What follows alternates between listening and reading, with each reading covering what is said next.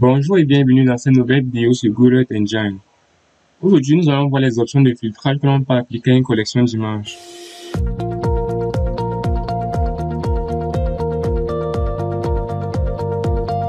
Nous allons travailler avec la collection de surface reflectante de Sentinel-2. Nous allons dans la barre de recherche et nous tapons Copernicus Sentinel-2. Nous allons sélectionner celui-ci. Nous pouvons cliquer sur Import où nous pouvons copier l'identifiant de notre collection. Nous allons créer une nouvelle variable qui va s'appeler Sentinel-2 et nous allons coller son identifiant. Comme il s'agit d'une collection d'images, nous ne pourrons pas l'afficher dans notre console. Mais nous pouvons par exemple décider d'afficher par exemple les 10 premières images ou encore juste la première image. Nous allons créer une variable qui va s'appeler First Image. Et nous allons utiliser la fonction First pour lui attribuer la première image. Nous pouvons afficher les propriétés de cette image.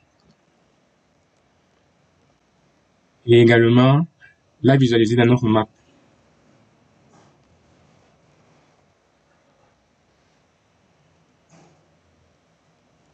Nous n'allons pas appliquer de paramètres de visualisation car nous allons le faire manuellement à partir des paramètres de notre calque. Nous allons centrer la carte sur notre image avec la fonction map.centerObject.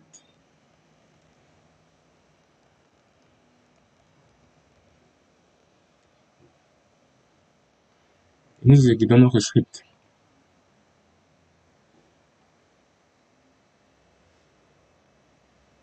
Nous voyons que notre image a 23 bandes et 82 propriétés. Et voici qui s'est affiché dans notre map. Nous allons donc lui appliquer quelques paramètres de visualisation. Pour la visualisation en vraie couleur, nous devons utiliser la composition de bandes B4, B3, B2. Il s'agit d'une image sentinelle. Et nous allons appliquer également un scale de 100%. Cliquons sur Apply.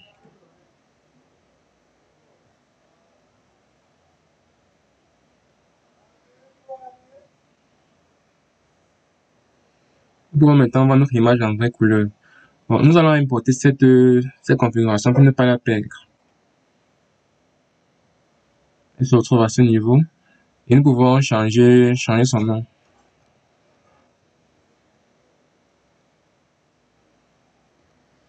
Nous pouvons l'intégrer à ce niveau. Nous mettons un nom.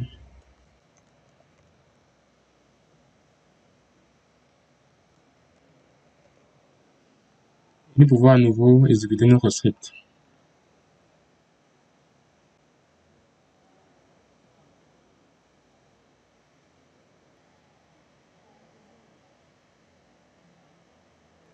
Nous voyons que nous avons conservé nos paramètres de visualisation. Maintenant, nous allons passer aux options de filtrage. Nous pouvons décider de filtrer une collection d'images selon un intervalle de date. Nous allons voir comment. Tout d'abord, nous avons besoin d'une date de début et d'une date de fin. Nous allons créer deux variables, start date et end date. Pour cet exemple, nous allons décider d'afficher toutes nos images de cette collection pour l'année 2023. La date de début sera donc le 1er janvier 2023. Et le format de date, c'est année, mois, jour. Et cette variable doit être un objet de Earth Engine. On va utiliser cet objet. Et nous allons appliquer le format année, mois, jour 2023. 1er janvier 2023. Ensuite, nous allons créer la deuxième variable qui sera la date de fin.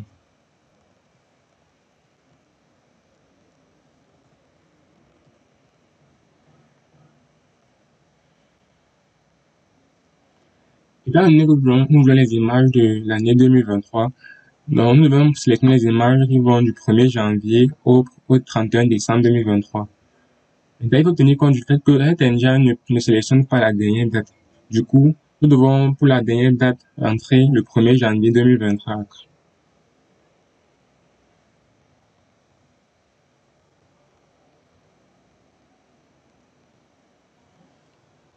Maintenant, nous allons créer notre variable qu'on va appeler Sentinelle de 2023.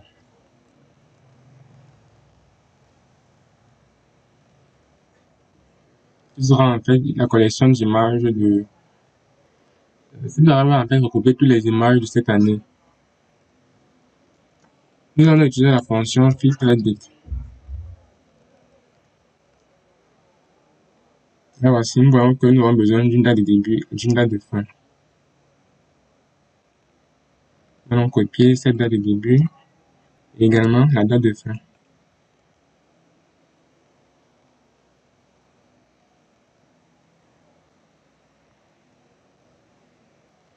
Et nous pouvons décider d'afficher le nombre d'images pour l'année 2023.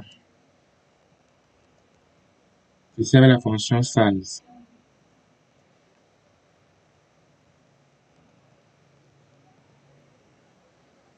Nous exécutons notre script.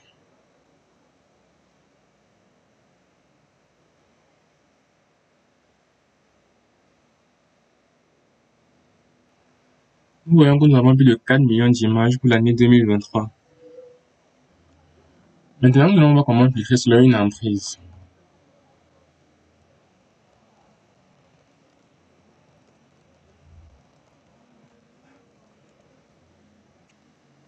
Vous pouvez être intéressé par l'étude sur, par exemple, l'étendue d'un pays. Et pour cela, nous avons besoin des images qui recouvrent le pays. Du coup, nous avons besoin des limites de ce pays. Mais comme nous n'avons pas encore vu les géométries, les features, nous allons procéder autrement. Pour cet exemple, nous allons décider d'afficher les images sur la géométrie de cette première image. Pour cela, nous allons avoir besoin de cette géométrie. Nous allons voir comment l'obtenir. Nous allons créer une variable qui va s'appeler Area of Interest. Et ce sera simplement la géométrie de cette première image. Avec la fonction géométrie.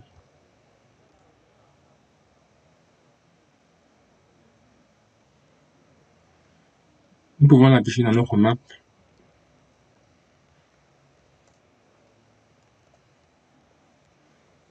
Nous exécutons notre script.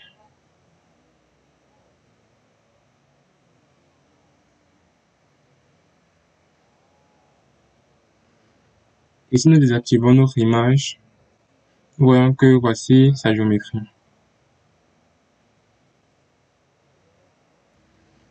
Maintenant, nous allons filtrer nos images selon cette géométrie. Nous allons créer une nouvelle variable qui va s'appeler Sentinelle de Area of Interest.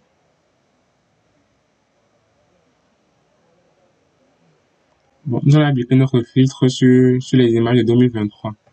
Nous allons l'appeler Sentinelle de 2023 Area of Interest. Et nous allons utiliser la fonction filterBound.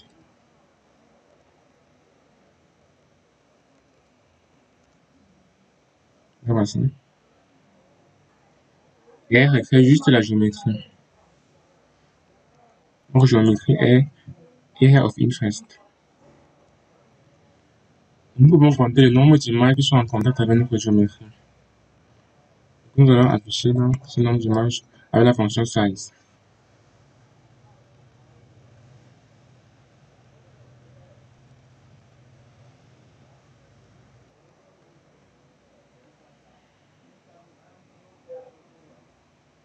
Nous allons mettre ces lignes de code en commentaire car elles prennent beaucoup de temps pour s'exécuter.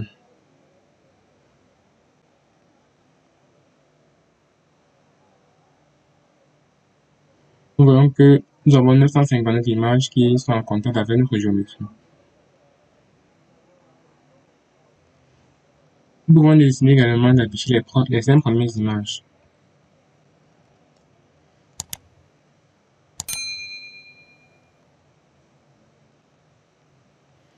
Nous allons utiliser la fonction limite. Nous allons mettre 5 comme valeur. Nous pouvons appliquer les paramètres de visualisation que nous avons importés tout à l'heure. Nous exécutons.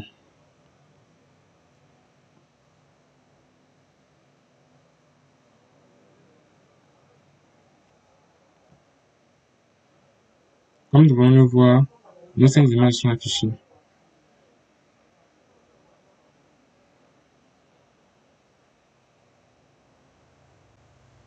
C'est la géométrie de la première image.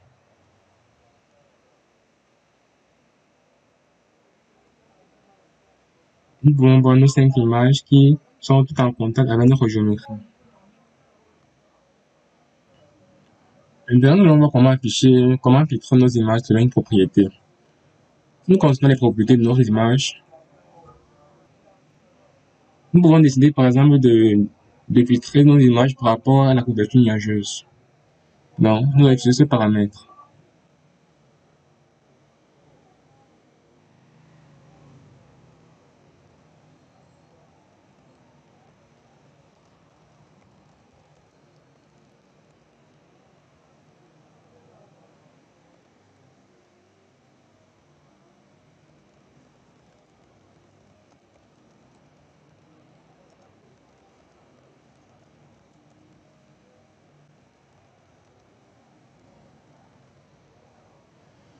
Nous allons afficher les images avec une couverture nuageuse inférieure à 20%.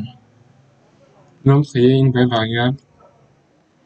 Nous allons filtrer selon notre prénom de collection. Voici. Nous allons appeler notre variable Agile de 2023 EOI Cloud.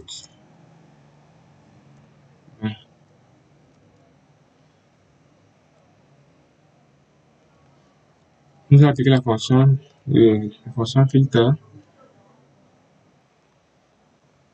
Nous allons sélectionner les images avec une couverture inférieure à 20. Du coup, nous allons utiliser la fonction lower than.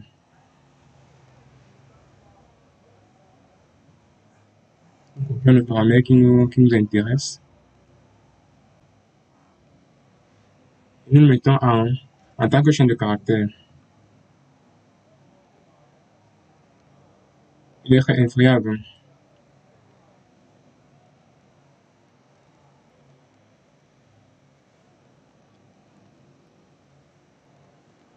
Nous pouvons afficher le nombre d'images qui remplissent cette condition.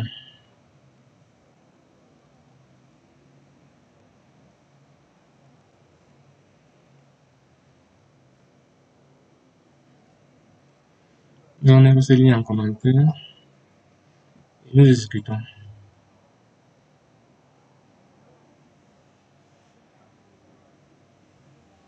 Bon, on voit que nous avons 783 images avec une couverture nuageuse inférieure à 20. Il peut aussi être intéressant d'afficher, de sélectionner l'image qui comporte le plus de nuages. Nous allons le faire.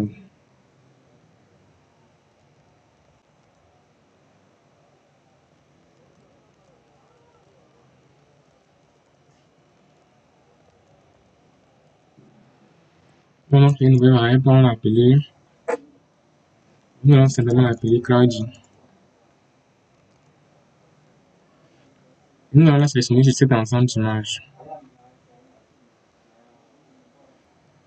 Comme nous voulons l'image qui a la plus grande couverture nuageuse, nous devons tout d'abord classer notre collection d'images, c'est-à-dire la classer par ordre du plus grand, de l'image avec la plus grande couverture à la plus petite. Et pour cela, nous allons utiliser la fonction short. Nous entrons le paramètre qui nous intéresse. Comme nous avons dit, il s'agit de celui-ci.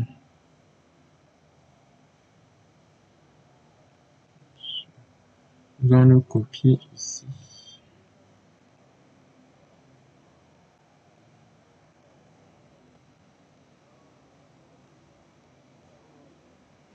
Si nous voulons les classer par ordre croissant, il faudrait mettre true. Maintenant, quand nous allons mettre false. Ensuite, nous allons simplement sélectionner la première image avec la fonction first. Nous pouvons afficher notre image dans notre console et également la visualiser dans notre map.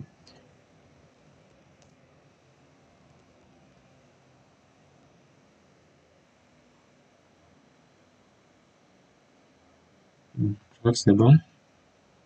On lance le script.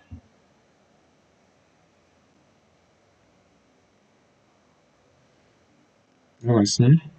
Nous pouvons consulter les propriétés.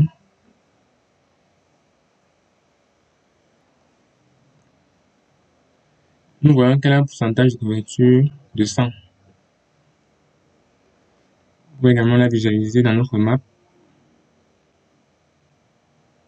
Nous voyons qu'elle est complètement recouverte de nuages. Cela confirme que nous avons bien exécuté notre script. Il fonctionne correctement. Si vous ne voyez pas bien, nous pouvons simplement appliquer nos paramètres de visualisation.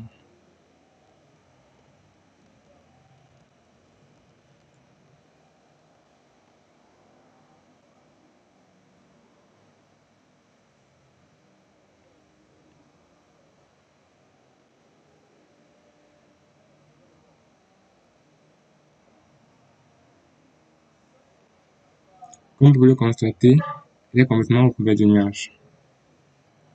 Voilà, c'était tout pour cette vidéo. Maintenant, nous allons laisser un petit exercice que nous corrigerons dans la prochaine vidéo.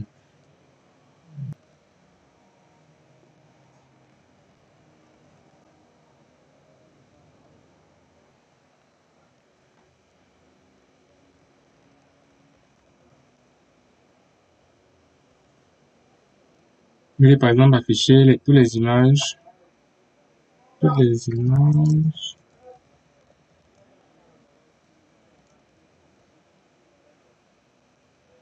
des années 2023 et 2024.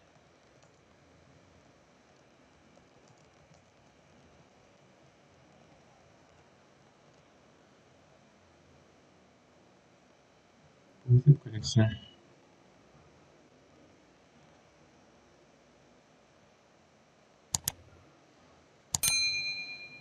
Vous pouvez décider d'afficher également les images.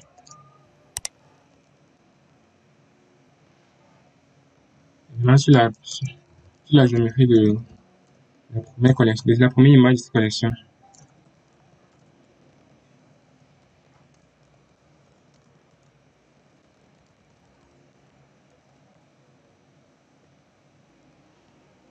Avec un pourcentage de couverture nuageuse inférieur à 15%.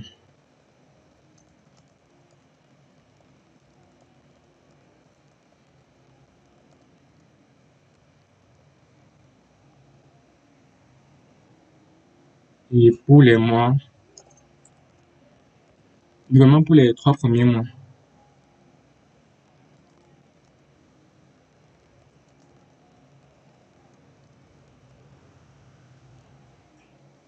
Alors c'était tout. On se retrouve dans la prochaine vidéo.